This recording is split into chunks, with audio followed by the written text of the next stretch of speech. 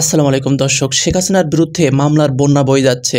গত ৩ দিনে শেখ হাসিনার বিরুদ্ধে ৭টি মামলা হয়েছে, যেখানে ৬টি মামলা হত্যার আর একটি হচ্ছে গুম বা অপহরণের মামলা।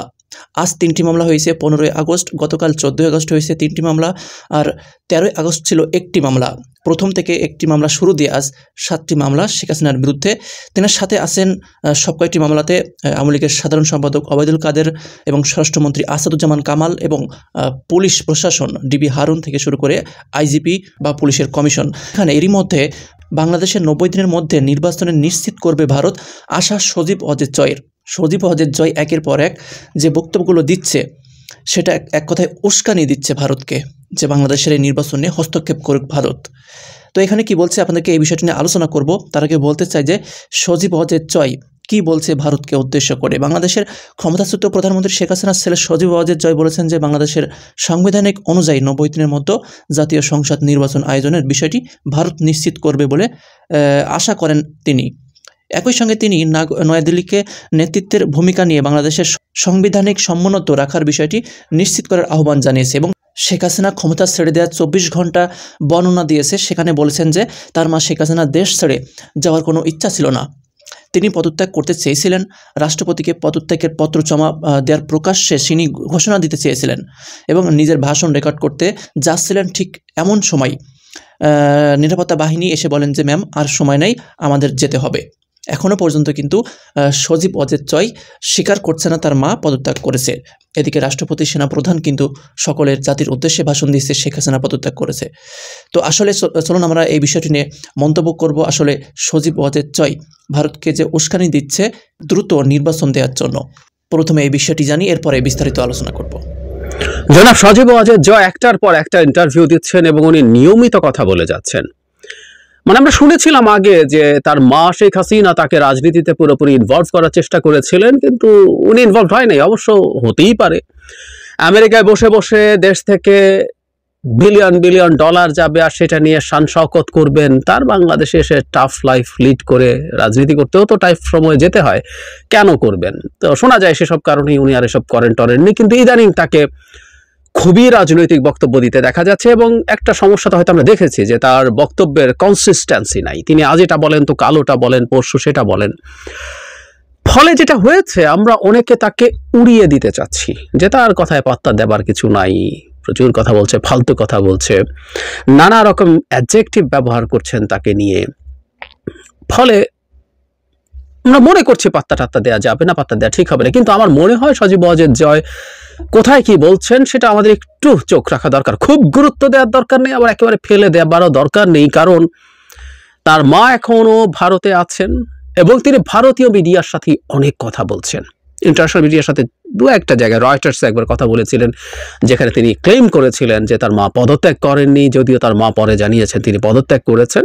কিন্তু ওর বাইরে উনি মূলত ভারতীয় মিডিয়ার সাথে কথা বলছেন এবং আমাদের মাথায় এটা রাখতে হবে যে ভারতীয় মিডিয়া তাকে দিয়ে কি বলাতে চায়, আমরা সেটাও দেখবো। আসলে মায়ের ক্ষেত্রে বলা হচ্ছে যে মা চলে যেতে চায় নাই, তিনি চেয়েছিলেন যে একটা বিবৃতি দেবেন, ভিডিও বার্তা দেবেন, প্রেসিডেন্টের কাছে পদত্যাগ করবেন, কিন্তু এগুলো কিছু হয় নাই। যেটা হয়েছে যে নিরাপত্তা বাহিনী তাকে রাজি করাতে সক্ষম হয়েছে যে তাড়াতাড়ি না করলে প্রতিবাদকারীরা, আন্দোলনকারীরা এসে হাজির হবে এবং তাতে তার নিরাপত্তা ঝুঁকি তৈরি হবে, তাই তাকে সেভাবে রাজি করিয়েছে। এখন দেখি আমরা ইন্টারেস্টিং, তাকে প্রশ্ন করা হয়েছে এই জায়গাটা নিয়েই আসলে মূলত কথা বলতে চাই। ভারতের প্রতি তার বার্তা কি হবে জানতে চাইলে জয় নয়াদিল্লিকে নেতৃত্ব দিয়ে বাংলাদেশের সংবিধান সমুন্নত রাখার তিনি এভাবে বলেন, আমি আশা করব। তার মানে তাকে জিজ্ঞেস করা হয়েছিল ভারতের প্রতি তার বার্তা কি, তখন তিনি বলছেন আমি আশা করব ভারত নিশ্চিত করবে যে ৯০ দিনের সাংবিধানিক সময়সীমার মধ্যে বাংলাদেশের নির্বাচন অনুষ্ঠিত হবে, অরাজকতা বন্ধ হবে এবং আওয়ামী লীগকে প্রচারণা ও পুনর্গঠনের অনুমতি দেওয়া হবে। যদি সেটা নিশ্চিত করা হয়, আমি এখনো নিশ্চিত যে আমরা নির্বাচনে জয়ী হব, আমরা এখনো সবচেয়ে জনপ্রিয় দল। জায়গাটা আমি আবার পড়ি, আমি আশা করব ভারত নিশ্চিত করবে যে ৯০ দিনের সাংবিধানিক সময়সীমার মধ্যে বাংলাদেশের নির্বাচন অনুষ্ঠিত হবে, অরাজকতা বন্ধ হবে এবং আওয়ামী লীগকে প্রচারণা ও পুনর্গঠনের অনুমতি দেওয়া হবে। যদি সেটা নিশ্চিত করা হয়, আমি এখনো নিশ্চিত যে আমরা নির্বাচনে জয়ী হব, আমরা এখনো জনপ্রিয় দল।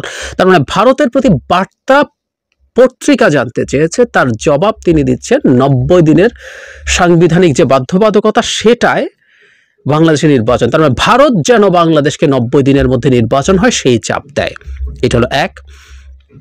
দুই হচ্ছে আওয়ামী লীগ যাতে তার প্রচারণা এবং যাবতীয় কর্মকাণ্ড করতে পারে সেই চাপও যেন দেয়, এবং কারণ তিনি নিশ্চিত যে তারা জনপ্রিয়তম দল এবং নির্বাচন হলে তার দল আবার জিতে ক্ষমতায় আসবে। এইসব পরের অংশগুলো ফালতু কথাগুলো বাদ দিয়ে আওয়ামী লীগ জনপ্রিয় কি জনপ্রিয় না, তারা কি পাবে না পাবে, কিন্তু আমরা একটা জিনিস কি মেলাতে পারি, গত নির্বাচনের আগে যখন আমেরিকা সরকারকে চাপ দিচ্ছিল তখন ভারতের ব্যাপারে আমাদের মধ্যে কনসার্ন ছিল যে আসলে এই আলাপ আমরা অনেকে করেছি, ভারত যদি সরকারের সাথে পুরোপুরি থেকে যায় তাহলে আসলে will be really very tough, কারণ ভারত এখানে যে পরিমাণ তার সফট পাওয়ার আছে সেগুলো ব্যবহার করে সে আসলে সরকারকে ক্ষমতায় রেখে দিতে পারে। সুতরাং এই কনসার্নের জায়গা ছিল, এবং তখন দলীয় নেতাকর্মী এবং সরকারে যারা চাকরি করেন তাদের মনোবল রক্ষা করার জন্য জনাব ওবায়দুল কাদেরের দিল্লি আছে আমরা আছি, মানে তলে তলে সমঝোতা হয়ে গেছে, দিল্লি আছে আমরা আছি, সো দিল্লিকে ম্যানেজ করি তারা ক্ষমতায় আছেন বলেছে, এটা আমাদের মনে আছে। আওয়ামী লীগ এখন ভারতকে আবার বলছে 90 দিনের বাধ্যবাধকতায় এই নির্বাচন নিশ্চিত করতে, কিন্তু আমরা একটা জিনিস তো নিশ্চয়ই বুঝতে পারি, বাংলাদেশে এই মুহূর্তে যে সরকার আছে, মানে এই একটা অভ্যুত্থান পরবর্তী যে সরকার, সেই সরকার ইটসেলফ কখনো এই সংবিধান ফলো করছে না, এবং আমাদের এই সংবিধানের আলাপটা আমরা করব, আমাদের ডক্ট্রিন অফ নেসেসিটি আছে, মানে সংবিধান থাকুক না থাকুক আমরা পরবর্তীতে এটা আমরা পুরো নতুন সংবিধান লিখি বা এক্সিস্টিং সংবিধানও যদি আমরা রেটিফাই করি, আমরা রেখে দেই, আমরা পরবর্তীতে এটাকে আমরা রেটিফাই করে নিতে পারবো, বা আমরা আমাদের সুপ্রিম কোর্ট থেকে এটা রেফারেন্সও নিতে পারবো। সুতরাং 90 দিনের মধ্যে নির্বাচনের কোনো বাধ্যবাধকতা নেই। উনি যে বলছেন 90 দিনের মধ্যে নির্বাচন হতে হবে, এটা একেবারেই বাজে কথা। আর ভারতকে ডেকে আনা, সো আমাদের এই একটা জিনিস মাথায় রাখতে হবে, আমরা সবাই জানি আওয়ামী লীগ ক্ষমতায় এসেছে, ক্ষমতা ধরে রেখেছে, এখন আবার ক্ষমতায় ফিরতে চাইছে ভারতকে আশ্রয় করে, ভারতকে সাহায্যে নিয়ে পাশে নিয়ে, এবং ভারতেরও নানা কর্মকাণ্ড আছে যারা আমাদের এক্সিস্টিং যে অভ্যুত্থান হয়েছে সেটাকে তারা ওয়েলকাম করেনি, এমনকি এটাকে ডিস্টেবিলাইজ করার মতো নানা রকম পদক্ষেপ তারা নেওয়ার চেষ্টা করছে, এগুলো আমাদের সামনে খুব ক্লিয়ারলি ভিজিবল হয়ে উঠছে। সুতরাং জনাব সজীব ওয়াজেদ জয় যত ভারতের সাথে কথা বলছেন, ভারত যত বাংলাদেশের অবস্থানের বিপরীত অবস্থান নিয়ে কথা বলছে, এগুলোকে আমরা এক সূত্রে মিলিয়ে ফেলবো নিশ্চয়ই। দর্শক, ডক্টর জাহিদুর রহমানের পুরো মন্তব্য আপনারা শুনতে পারলেন। সজীব ওয়াজেদ জয় ভারতকে যে উস্কানিগুলো দিচ্ছে, এবং শেখ হাসিনা যে পদত্যাগ করে দেশ ছাড়তে চাচ্ছিলেন না সেটা নিয়ে, এবং পদত্যাগ করতে চাচ্ছিলেন শেখ হাসিনা, এটা কিন্তু সজীব ওয়াজেদ জয় বলছে। তো সজীব ওয়াজেদ জয় যে কথাটি বলেছে, শেখ হাসিনা পদত্যাগ করতে যাচ্ছিলেন না, কারণ শেখ হাসিনা হুকুম দিয়েছিলেন পুলিশ প্রশাসন কিন্তু একের পর এক গুলি চালাচ্ছিল আন্দোলনকারীদের উপরে, তাতেও আন্দোলনকারীরা কিন্তু পিছু হাঁটছিল না। এরপরে সেনাবাহিনীকে হুকুম দেয় যে তোমরা তাহলে গুলি চালাও, কিন্তু সেনাপ্রধান এটাতে নাকচ করে এবং গুলি চালাতে অস্বীকার করে। ঠিক এরই মধ্যে আন্দোলনকারীরা গণভবনের দিকে পৌঁছায় যায় এবং দ্রুতই 45 মিনিট সময় দেয় শেখ হাসিনাকে পদত্যাগ করতে, কিন্তু 45 মিনিটের মধ্যে শেখ হাসিনা পদত্যাগ করে দেশ ছাড়েন। এরপর জাতির উদ্দেশ্যে ভাষণ দেয় সেনাপ্রধান এবং সেখানে বলে যে শেখ হাসিনা পদত্যাগ করেছে। তো এখনও পর্যন্ত তার ছেলে সজীব ওয়াজেদ জয় কিন্তু পদত্যাগ করেছে এটা স্বীকার করছে না। তো ইতিমধ্যে মামলা হয়েছে শেখ হাসিনার বিরুদ্ধে, হত্যা মামলা। তো এই মামলা দেশে এসে কি তিনি মোকাবেলা করতে পারবে? হত্যা মামলা 6টি, যেখানে হয় যাবজ্জীবন না হয় ফাঁসি। তো দর্শক, পুরো ভিডিও দেখে আপনার কি মন্তব্য, আপনাদের মূল্যবান মন্তব্য লিখবেন। সবাই ভালো থাকবেন, আল্লাহ হাফেজ।